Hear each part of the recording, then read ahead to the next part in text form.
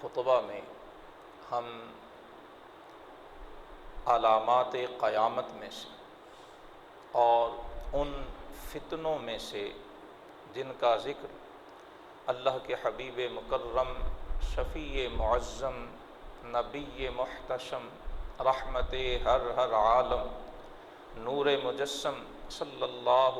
علیہ وآلہ وصحبہ وبارک وسلم، آپ نے اپنی احادیث میں بڑی تفصیل کے ساتھ جن فتنوں کا ذکر فرمایا،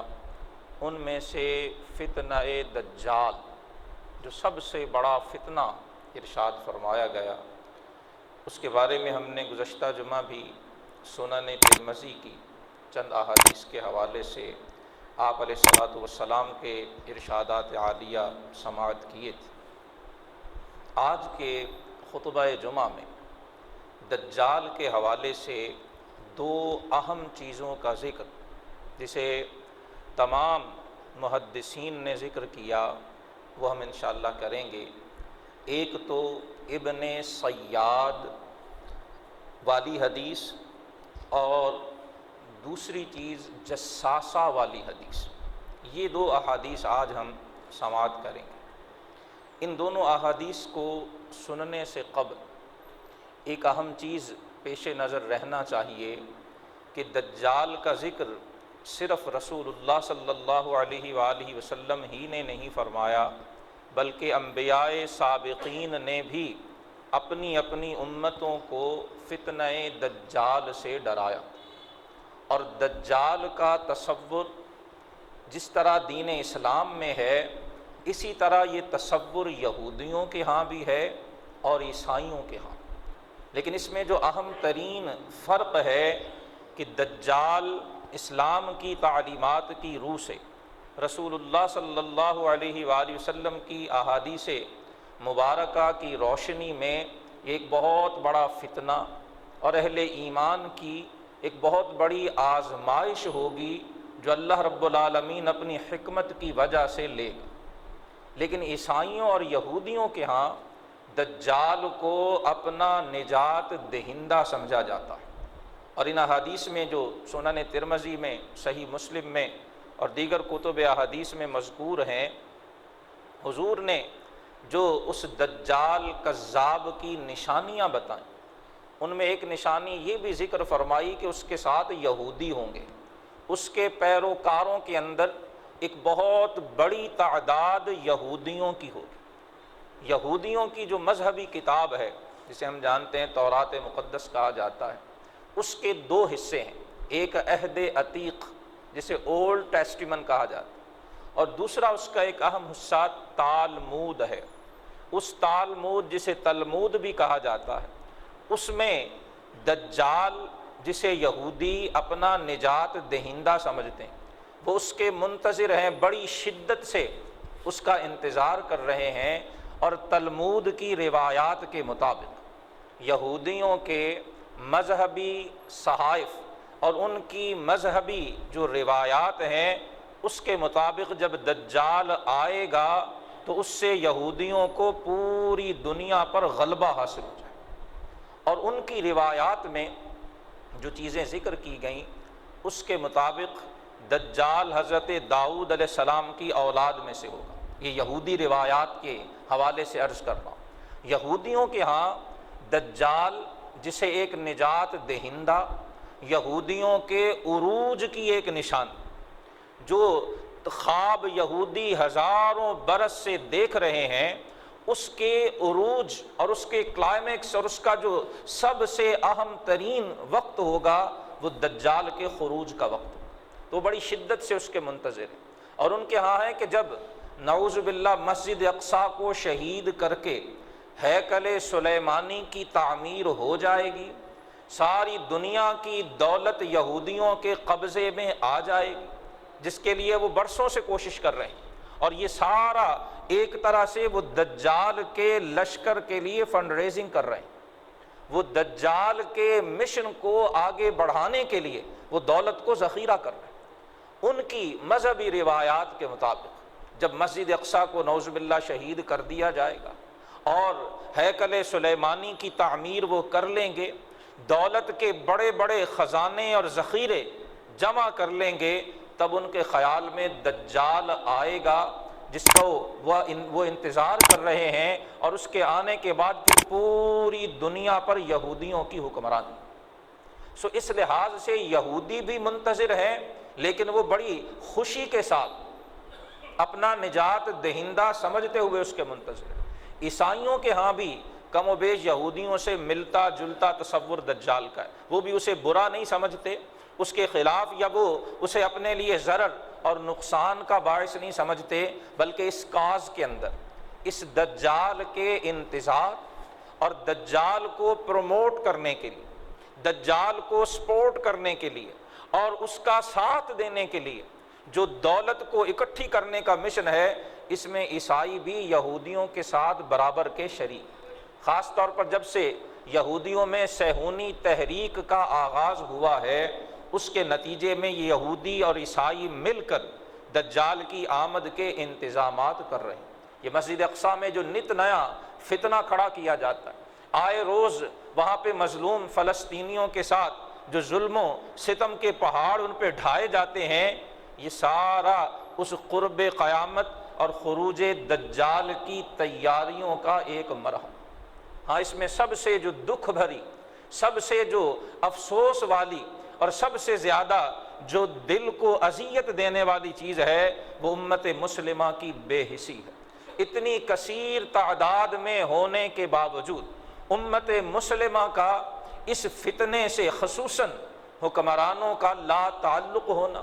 ان کا اس سے بالکل بے حس ہونا، بے خبر ہونا، اور اس کے نتیجے اور اس سے بچنے کے لیے جو اقدامات کرنے چاہیے تھے، ان سب سے لاپرواہی، یہ سب سے زیادہ دل کو دکھ دینے والی چیز۔ تو یہ بات ذہن میں رہے کہ دجال کا تصور یہودیوں کے ہاں بھی ہے، وہ شدت سے اس کے منتظر ہیں، اور رسول اللہ صلی اللہ علیہ وآلہ وسلم نے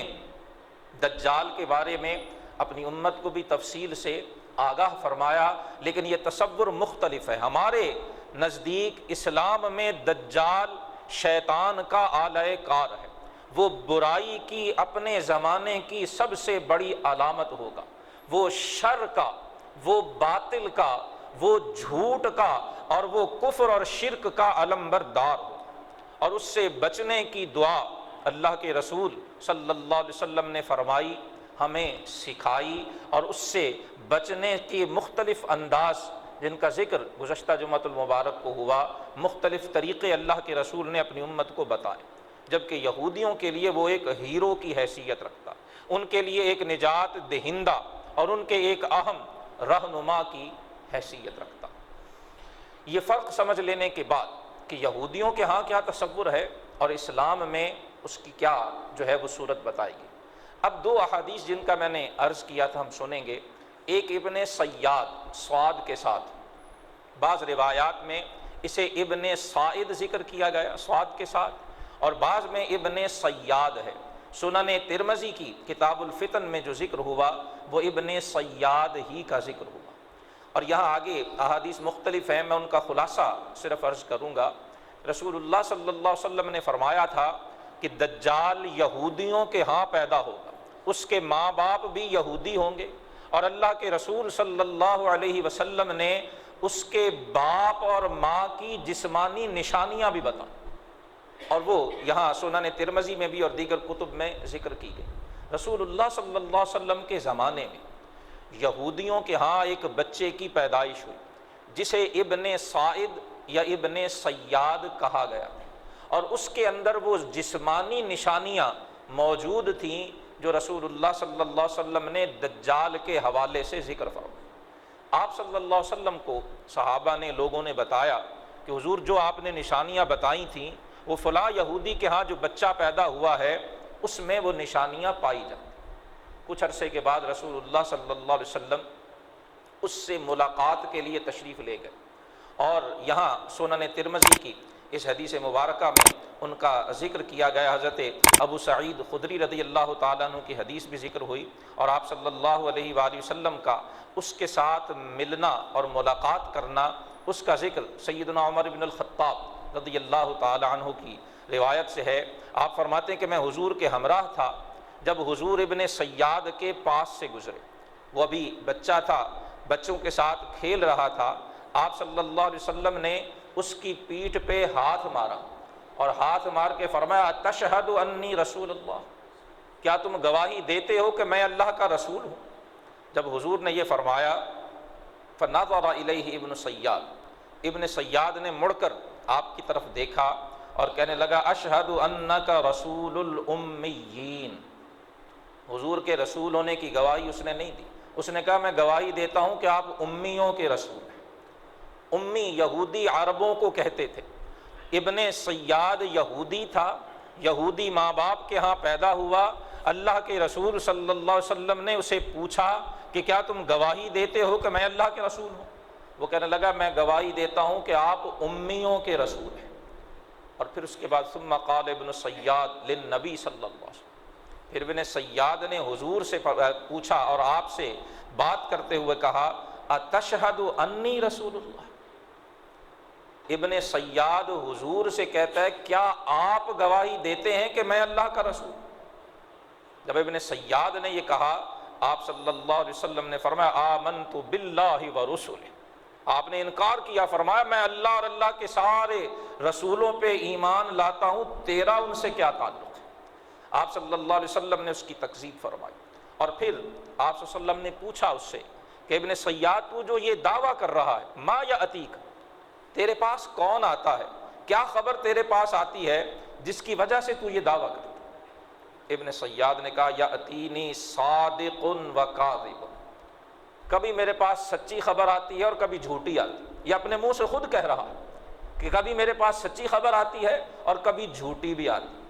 آپ صلی اللہ علیہ وسلم نے فرمایا خلط علیک الامر،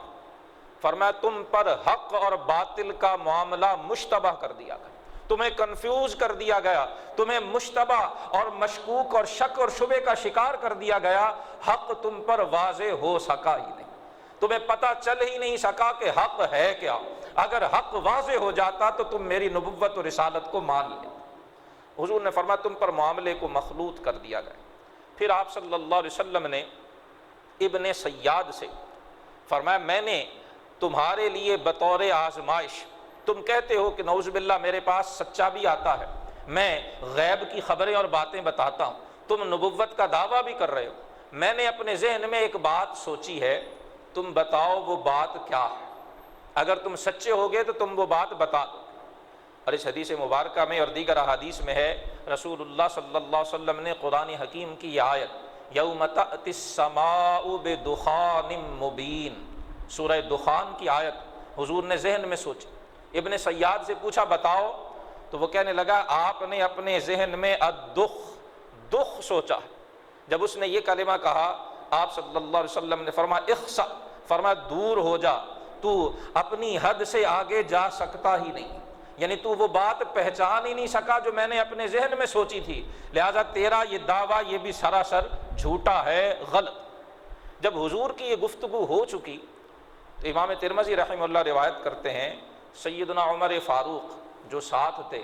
اجازت مانگی، یا رسول اللہ اجازت دیجئے میں اس کی گردن ماروں، حضور میں اسے قتل کر دوں، آپ کے سامنے دعوی نبوت کر رہا ہے، آپ کے سامنے غیب کی باتیں بتانے کی جسارت کر رہا ہے۔ جب حضرت عمر نے اجازت چاہی رسول اللہ صلی اللہ علیہ وسلم نے اجازت نہیں دی اور ارشاد یہ فرمایا ایاک حقا فلن تسلط علیہ، فرمایا عمر اگر یہ وہی ہے، یعنی اگر یہ ابن صیاد یہ دجال ہے تو پھر اللہ کی حکمت یہ ہے کہ یہ قیامت تک باقی رہے گا، یہ اپنے وقت پہ ظاہر ہوگا، خروج ہوگا اس کا، اور یہ لوگوں کو مخلوق کو فتنے میں مبتلا کرے گا، یہ اللہ کی حکمت ہے تاکہ اللہ ایمان والوں کو اور جو ثابت قدم رہنے والے، جو آزمائش کے موقع پر اپنے ایمان پہ ڈٹ جانے والے ہیں، اللہ ان کی عظمت و شان کو ظاہر کرتے ہیں، اور جو صرف تھوڑی سی آزمائش اور تھوڑی سی کشمکش دیکھ کر ایمان سے پیچھے ہٹ جاتے ہیں، ان کی پست ہمتی کو بھی ظاہر کر دیا جائے۔ اس حکمت کی وجہ سے اللہ پاک اسے قیامت تک باقی رکھے۔ حضور نے فرمایا اگر یہ وہی ہے تو پھر تم اس پر قابو نہیں پا سکو گے، اور اگر یہ وہ نہیں ہے تو پھر اسے بلا وجہ قتل کرنے میں کوئی فائدہ نہیں۔ رسول اللہ صلی اللہ علیہ وسلم نے حضرت عمر فاروق کو اسے قتل کرنے کی اجازت نہیں۔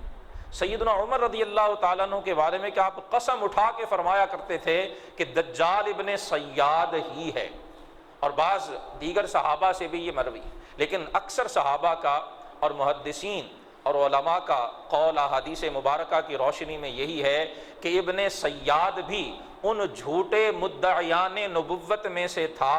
جن کی خبر رسول اللہ صلی اللہ علیہ وسلم نے دی تھی، لیکن وہ دجال نہیں ہے۔ دجال اور شخص ہے جس کا ذکر دوسری حدیث مبارکہ میں جو ہم آگے سنیں گے، اس میں خود اللہ کے رسول صلی اللہ علیہ وآلہ وسلم نے صحابہ کو سنایا بھی اور سنا کر اس کی تائید بھی فرمائی۔ بیلس ابن صیاد کا ذکر کتب احادیث میں، احادیث صحیحہ میں ملتا ہے۔ رسول اللہ صلی اللہ علیہ وآلہ وسلم کے ساتھ اس کی جو گفتگو، جو بات چیت ہوئی، اس کا ذکر بھی ملتا ہے۔ آپ علیہ الصلوۃ والسلام کا اسے نظر انداز کر دینا،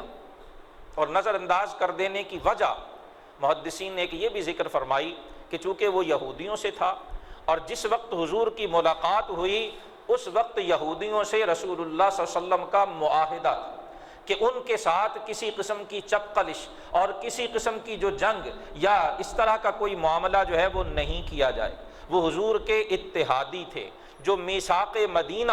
یہود مدینہ کے ساتھ ہوا تھا، اللہ کے رسول صلی اللہ علیہ وسلم اس کی شرائط کی پاسداری فرمانا چاہتے تھے۔ اس میثاق مدینہ اور اس معاہدے کی وجہ سے آپ نے ابن صیاد کو کوئی سزا نہیں دی، یا اسے کسی قسم کی جو ہے وہ حضرت عمر کی اجازت مانگنے کے باوجود صحابہ کو بھی اسے کسی قسم کا نقصان پہنچانے کی حضور نے اجازت عطا نہیں فرمائی۔ ایک وجہ محدثین فرماتے وہ میثاق مدینہ تھا، اور دوسری وجہ ابن صیاد کے حضور کی موجودگی میں دعوی نبوت کرنے کے باوجود،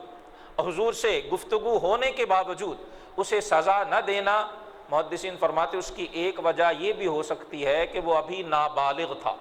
حدیث میں ذکر ہے کہ ابھی اس کا بچپن تھا جب آپ علیہ الصلوۃ والسلام سے ملاقات ہوئی۔ اس کے بچپن نابالغ ہونے کی وجہ سے چونکہ وہ احکام شرعیہ کا مکلف نہیں تھا، اس بنا پر آپ علیہ الصلوۃ والسلام نے اسے کسی قسم کی سزا کا اس کے لیے حکم نہیں دیا۔ دوسری حدیث جس میں دجال سے ایک صحابی کے باقاعدہ ملنے کا ذکر ہے، امام مسلم رحمۃ اللہ تعالی علیہ صحیح مسلم کے اندر کتاب الفتن میں اس حدیث کو تفصیل سے ذکر کیا، اور امام ترمذی نے یہاں سنن ترمذی میں کتاب الفتن میں اس حدیث کو اختصار کے ساتھ ذکر کیا۔ ہمارے پیش نظر سنن ترمذی والی روایت ہے، حضرت فاطمہ بنت قیس رضی اللہ تعالی عنہا، یہی راویہ امام مسلم کی حدیث کی ہیں، اور یہاں سنن ترمذی میں بھی انہی سے یہ حدیث مبارکہ روایت کی ہے۔ حضرت فاطمہ بنت قیس کہتی ہیں کہ رسول اللہ صلی اللہ علیہ وسلم نے مدینہ میں اعلان کروایا کہ سارے لوگ مسجد نبوی میں اکٹھے ہو جائیں۔ نماز کا وقت نہیں تھا، نماز کے وقت کے علاوہ یہ اعلان کروایا گیا، اور اس زمانہ مبارکہ میں جب حضور کسی اہم معاملے پہ صحابہ کو آگاہ فرمانا چاہتے، کوئی اہم وحی نازل ہوتی، کوئی اہم جنگ کا معاملہ درپیش ہوتا، تو یوں سب کو مسجد میں اکٹھا کر کے حضور خطاب فرمایا کرتے۔ فاطمہ بنت قیس رضی اللہ عنہا جو راویہ ہیں فرماتی ہیں اعلان ہوا الصلاۃ جامعہ، تمام لوگ مسجد نبوی میں اکٹھے ہو گئے۔ حضرت فاطمہ بنت قیس کہتی ہیں میں بھی وہاں موجود تھی۔ حضور کے زمانے مبارکہ میں مسجد نبوی میں مردوں کے ساتھ خواتین نماز پنجگانہ کے لیے بھی حاضر ہوا کرتی، اور ایسے اہم مواقع پر بھی وہ موجود رہا۔ حضرت فاطمہ بنت قیس کہتے ہیں کہ حضور منبر پر تشریف فرما ہوئے، سب لوگ جب بیٹھ گئے، خواتین بھی تھی، مرد بھی تھی، اللہ کے رسول صلی اللہ علیہ وسلم کے چہرے پر خوشی کے آثار، حضور مسکرا رہے تھے، اور پھر لوگوں سے مخاطب ہو کے فرمایا کہ آج نہ تو تمہیں کسی جنگ کی تیاری کے لیے جمع کیا گیا، نہ تمہارے جمع کرنے کا مقصد کسی مہم کے لیے چندہ اکٹھا کرنا یا کوئی اور معاملہ تھا، فرمایا تمہیں اکٹھا اس لیے کیا گیا ہے کہ دجال کے بارے میں جو باتیں میں تمہیں بتاتا تھا، یہ تمیم داری اپنی آنکھوں سے دجال کو دیکھ کے آئے ہیں اور اس میں وہ ساری نشانیاں موجود ہیں جو میں نے تمہیں بتائی۔ اللہ کے رسول مسکرا اس لیے رہے تھے، آپ کے چہرے پر خوشی کے آثار اس لیے تھے کہ آپ نے بن دیکھے غیب کی جو باتیں اور خبریں اپنے صحابہ کو بتائی تھیں، تمیم داری نے ان ساری باتوں کی تصدیق فرما دی۔ گویا رسول اللہ صلی اللہ علیہ وآلہ وسلم کی بتائی ہوئی خبریں اور باتیں جب تمیم داری کی آنکھوں سے دیکھے ہوئے معاملے سے اس کا سچ ہونا ثابت ہو گیا، حضور نے صحابہ کو اکٹھا کیا، ممبر پر جلوہ افروز ہوئے، اظہار مسرت کیا، اور پھر فرمایا کہ تمیم داری جو پہلے نصرانی تھے، عیسائی تھے، پھر یہ مسلمان ہوئے ہیں، انہوں نے آ کر مجھے ایک واقعہ بتایا ہے، میں وہ واقعہ تمہیں بیان کرنا چاہتا ہوں۔ سنایا تمیم داری نے، اور ان سے سن کر اللہ کے رسول خود صحابہ کو بیان فرماتے۔ پھر حضور نے فرمایا کہ فلسطین کے رہنے والے لوگوں میں سے بنو لخم اور بنو جذام، یہ دو قبیلے تھے، حضرت تمیم داری کا تعلق بھی انہی سے تھا، اور آپ کے جو لوگ اس سفر میں ساتھ تھے ان سفر کے ساتھیوں کا تعلق بھی ان دو قبائل سے تھا جن کا علاقہ فلسطین کا تھا۔ حضور نے فرمایا کہ فلسطین کے رہنے والے ان دو قبیلوں کے کچھ لوگ، بعض روایات میں ان کی تعداد 30 ذکر کی گئی، وہ کسی سمندری سفر پر بحری جہاز میں روانہ ہوئے۔ اللہ کا کرنا یہ ہوا کہ سمندر میں شدید طوفان آیا، طوفان کی بڑی بڑی لہروں نے اس بحری جہاز کو اپنے رستے سے دور کر دی، وہ اسے پتہ نہیں کدھر بہا کے لے گئی، یہاں تک کہ جب وہ اپنی منزل کھو بیٹھے، انہیں کہیں اپنی منزل کا سراغ نہ ملا، تو پانی کی تلاش میں انہیں دور ایک جزیرہ نظر آیا، خشکی کا ایک ٹکڑا نظر آیا، وہ جہاز سے چھوٹی چھوٹی کشتیوں میں سوار ہوئے اور اس خشکی کے ٹکڑے کی طرف، اس جزیرے کی طرف گئے تاکہ وہاں سے پینے کے لیے پانی حاصل کر سکیں۔ رسول اللہ صلی اللہ علیہ وسلم فرماتے ہیں کہ جب وہ لوگ وہاں اس چھوٹے جزیرے میں پہنچے جو اللہ بہتر جانتا ہے کہ کہاں تھا،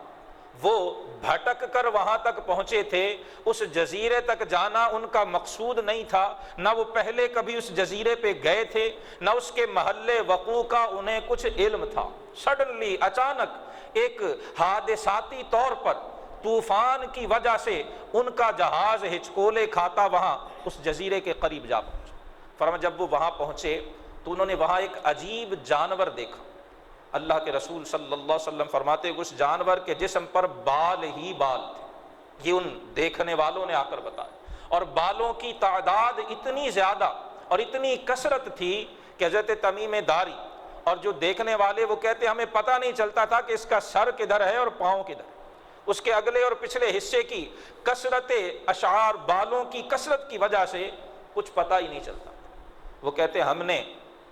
اس سے پوچھا کہ تو کیا چیز ہے، ہمیں تیرا کچھ پتہ نہیں چل رہا، کچھ سمجھ نہیں آ رہی، تو کیا ہے؟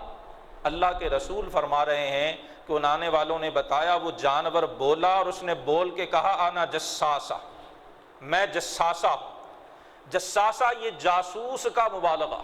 جس طرح جاسوس خبروں کی ٹوہ میں رہتے ہیں، اس جساسہ کہنے کی وجہ سے اس حدیث کو حدیث جساسہ کہتے ہیں۔ صحیح مسلم میں بھی موجود ہے، سنن ترمذی میں بھی موجود ہے، اور دیگر کتب احادیث میں بھی یہ ذکر کی گئی۔ وہ جانور بولا، کیسے بولا، اس کی گفتگو حضرت تمیم داری اور ان کے ساتھیوں کی سمجھ میں کیسے آئی، یہ اللہ رب العالمین ہی بہتر جانتا۔ کیا اس کا انداز تھا، کیا اس کا طریق تھا، یہ اللہ یا اللہ کا رسول ہی جان۔ حضور نے بتایا کہ وہ جانور بول کے اس نے کہا میں جساسہ ہوں۔ تو انہوں نے پوچھا کہ تو ہمیں کچھ بتا کہ تو یہاں کیا کر رہا ہے اور تو کیسے بول رہا ہے اور تیرا یہاں رہنا کیا ہے؟ وہ کہنے لگا میں تمہیں کچھ نہیں بتاؤں گا، ہاں اس جزیرے پر جو دیر، یہودیوں کی عبادت گاہ کو دیر کہتے ہیں عربی، جو دیر ہے، جو ان کی عبادت گاہ ہے، وہاں ایک شخص موجود ہے، وہ تمہیں ساری باتیں بتا دے گا،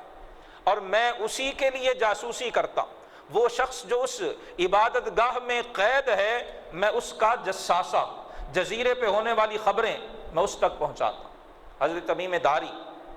کہتے ہیں کہ ہم اور ہمارے ساتھی ڈر گئے کہ پتہ نہیں یہ کیا بلا ہے، اور وہاں اس عبادت گاہ کے اندر کیا چیز ہماری منتظر ہے، ہم وہاں جائیں یا نہ جائیں۔ کہتے ہم شش و پنج میں رہے، پھر ہم نے ہمت کی، اور ہمت کر کے جب ہم وہاں پہنچے تو آخری کنارے پر وہ ایک عبادت گاہ تھی، اور وہاں ایک شخص جو ہے وہ قید میں تھا، جس کے جسم میں وہ نشانیاں جو رسول اللہ صلی اللہ علیہ وسلم نے دجال کی ذکر کی تھیں وہ موجود تھیں، اور وہ شخص زنجیروں میں جکڑا ہوا تھا، اور زنجیروں میں جکڑا ہوا اس عبادت گاہ کے اندر موجود تھا۔ حضرت تمیم داری کہتے جب ہم وہاں پہنچے تو اس نے ہم سے کچھ باتیں دریافت کی۔ اس نے ہم سے پوچھا کہ زغر کے چشمے کا کیا حال ہے، کیا وہاں پانی موجود ہے؟ تمیم داری کہتے ہم نے کہا ہاں وہاں پانی موجود ہے، اس پانی سے کھیتی باڑی ہوتی ہے، لوگ اس سے فائدہ اٹھاتے۔ محدثین نے لکھا ہے کہ یہ زغر کا چشمہ یہ فلسطین کے قریب ایک علاقے میں۔ یہ پوچھنے کے بعد پھر اس نے دوسرا سوال کیا کہ مجھے بحیرہ طبریہ کے بارے میں بتاؤ، کیا اس کے اندر پانی موجود ہے؟ یہ بھی عربوں میں ایک جگہ کا نام ہے جہاں ایک چھوٹا سا پانی کا ذخیرہ ہے جسے بحیرہ طبریہ کہا جاتا ہے۔ حضرت تمیم داری کہتے ہم نے اسے بتایا کہ ہاں وہاں بھی ابھی پانی بھرپور موجود ہے اور لوگ اس سے فائدہ اٹھا رہے ہیں، آپ پاشی کرتے ہیں، اپنی ضروریات پوری کرتے ہیں۔ پھر کہتے اس نے ہم سے تیسرا سوال کیا کہ مجھے بیسان کے نخلستان کے بارے میں بتاؤ۔ یہ کچھ جغرافیائی علاقے تھے، کچھ مقامات تھے جن کے بارے میں اس نے سوال کیا۔ بیسان کے بارے میں بھی محدثین نے لکھا ہے کہ یہ اردن اور فلسطین کے درمیان ایک علاقے کا نام۔ اس نے اس بارے میں بھی پوچھا۔ حضرت تمیم داری کہتے ہم نے اسے بتایا کہ ہاں وہ علاقہ بھی آباد ہے، وہاں کھجوریں بھی ہوتی ہیں، پھل ہوتا ہے اور لوگ وہاں اسے استعمال کرتے ہیں۔ کہتے پھر اس عبادت گاہ میں موجود زنجیروں میں جکڑے ہوئے شخص نے ہم سے پوچھا کہ نبی آخر الزماں کے بارے میں بتاؤ، کیا ان کی بعثت ہو گئی؟ تمیم داری کہتے ہم نے کہا ہاں ان کی بعثت ہو چکی ہے، وہ عرب میں تشریف فرما ہو چکے ہیں۔ پھر اس نے پوچھا کہ کیا لوگ ان کا دین قبول کر رہے ہیں؟ حضرت تمیم داری کہتے ہیں ہم نے کہا ہاں لوگ دھڑا دھڑ ان کے دین میں داخل ہو رہے ہیں۔ کہتے جب ہم نے یہ بات بتائی کہ لوگ بڑی تیز رفتاری کے ساتھ ان کا دین قبول کر رہے ہیں تو راوی کہتے ہیں کہ وہ شخص اتنا چلایا، اس نے اتنے غصے کا اظہار کیا کہ ہمیں یوں لگا کہ شاید یہ ابھی اپنی زنجیروں کو توڑوا لے۔ کہتے لیکن اس کی زنجیریں ٹوٹ نہیں سکیں۔ حضرت تمیم داری کہتے ہیں کہ پھر ہم نے اس سے پوچھا کہ اب تم بتاؤ تم کون ہو؟ وہ شخص کہنے لگا میں دجال ہوں۔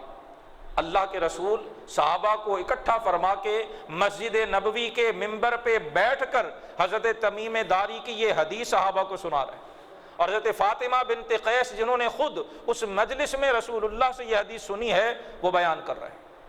اللہ کے رسول صلی اللہ علیہ وسلم نے فرمایا کہ تمیم داری نے جب پوچھا تو کون ہے، وہ کہنے لگا میں دجال ہوں، اور جب